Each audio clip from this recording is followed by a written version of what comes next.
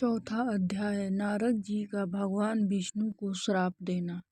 ऋषि बोले, हे सूत जी, रुद्र गणों के चले जाने पर नारद जी ने क्या किया और वे कहाँ गए, इन सब के बारे में भी हमें बताइए। सूत जी बोले, हे ऋषियों, माया से रहित नारद जी उन दोनों शिवगणों को श्राप देकर भी मोहवश कुछ जान न सके। तत्पश्चात क्रोधित होते हुए वे तालाब के पास पहुँचे और वहां जल में पुनः अपनी परछाई देखी तो उन्हें फिर वानर जैसी आकृति दिखाई दी। उसे देखकर नारद जी को और अधिक क्रोध चढ़ गया। वे सीधे विष्णु लोक की ओर चल दिए। वहां पहुंचकर भगवान विष्णु से वे बोले, हे हरि, तुम बड़े दुष्ट हो। अपने कपट से विश्व को मोहने वाले तुम दूसरों को सुखी होते नहीं देख सकते। तभी तो तुमने सागर मंथन के समय मोहिनी का रूप धारण कर दैत्यों से अमृत का कलश छीन लिया था और उन्हें अमृत की जगह मदिरा पिलाकर पागल बना दिया था। यदि उस समय भगवान शंकर दया करके विष को न पीते तो तुम्हारा सारा कपट प्रकट हो जाता। तुम्हें कपट पुण्य चले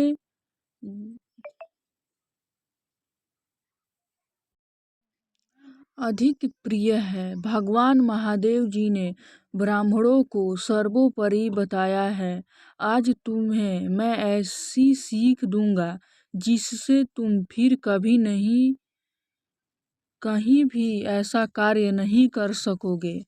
अब तक तुम्हारा किसी शक्तिशाली मनुष्य से पाला नहीं पड़ा है, इसीलिए तुम निडर बने हुए हो। परंतु अब तुम्हें तुम्हारी अपनी करनी का पूरा फल मिलेगा। माया मोही नारद जी क्रोध में खिन्न थे। वे भगवान विष्णु को श्राप देते हुए बोले, विष्णु, तुमने स्त्री के लिए मुझे व्याकुल किया है। तुम सभी को मोह में डालते हो। तुमने राजा का रूप धारण करके मुझे छला था। इसलिए मैं तुम्हें श्राप देता हूँ कि तुम्हारे जिस रूप ने कपट पूर्वक मुझे छला है, तुम्हें वही रूप मिले। तुम राजा होंगे और इसी तरह स्त्री का वियोग भोगोगे जिस तरह मैं भोग रहा हूँ। तुमने जिन वानरों के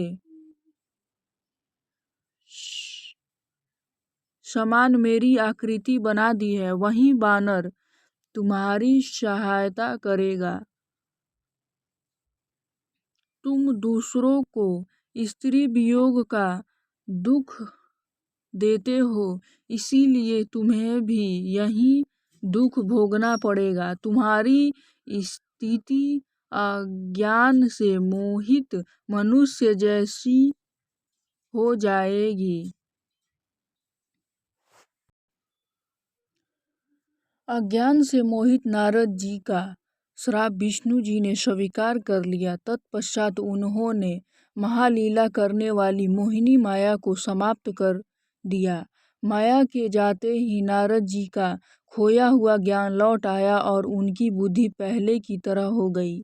उनकी सारी व्याकुलता चली गई तथा मन में आश्चर्य उत्पन्न हो गया।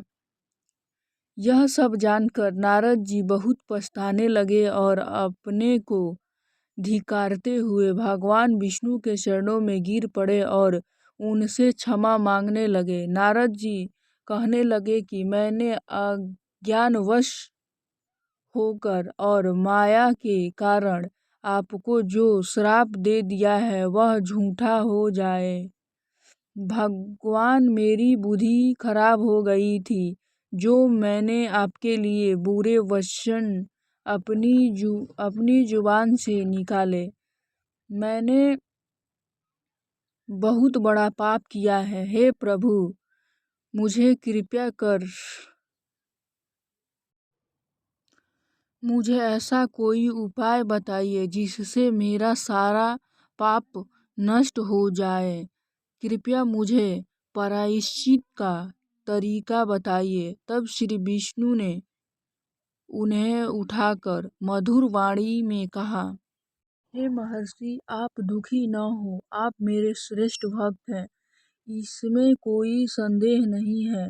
नारद जी, आप चिंता मत कीजिए। आप परम धन्य हैं। अपने अहंकार के वशीभूत होकर भगवान शिव की आज्ञा का पालन नहीं किया था, इसीलिए उन्होंने ही आपका गर्भ नष्ट करने के लिए यह लीला रची थी। वे निगुण और निर्विकार हैं और सतरज और तम आदि गुणों से परे हैं। उन्होंने अपनी माया से ब्रह्मा, विष्णु और महेश तीनों रूपों को प्रकट किया है। निगुण अवस्था में उन्हीं का नाम शिव है। वे ही परमात्मा, महेश, पर ब्रह्मा, अविनाशी, अनंत और महादेव नामों से जाने जाते हैं। उन्हीं की आज्ञा से ब्रह्मा जी जगत के मैं तीनों लोकों का पालन करता हूँ और शिव जी रुद्र रूप में सबका संहार करते हैं। वे शिव स्वरूप सबके साक्षी हैं। वे माया में भिन्न और निगुण हैं। वे अपने भक्तों पर सदा दया करते हैं। मैं तुम्हें समस्त पापों का नाश करने वाला, भोग एवं मोक्ष प्रदान करने वाला उपाय बताता हूँ। अपने सारे शकों एवं चिंताओं को त्याग कर भगवान शंकर की यश और कीर्ति का गुणगान करो और सदा अनन्य भाव से शिव जी के सतनाम स्तोत्रों का पाठ करो, उनकी उपासना करो तथा प्रतिदिन उनका पूजा अर्चना करो। जो मनुष्य शरीर, मन और वाणी द्वारा भगवान शिव की उपासना करते हैं, उन्हें पंडित या ज्ञानी कहा जाता है। जो मनुष्य शिव जी की भक्ति करते हैं, उन्हें संसार रूपी भवसागर से तत्काल मुक्ति मिल जाती है। जो लोग पाप रूपी दावानल से पीड़ित, उन्हें शिव नाम रूपी अमृत का पान करना चाहिए। वेदों का पुण्य ज्ञान प्राप्त करने के पश्चात ही ज्ञानी मनुष्य ने शिव जी की पूजा को जन्म मरण रूपी बंधनों से मुक्त होने का सर्वश्रेष्ठ साधन बताया है।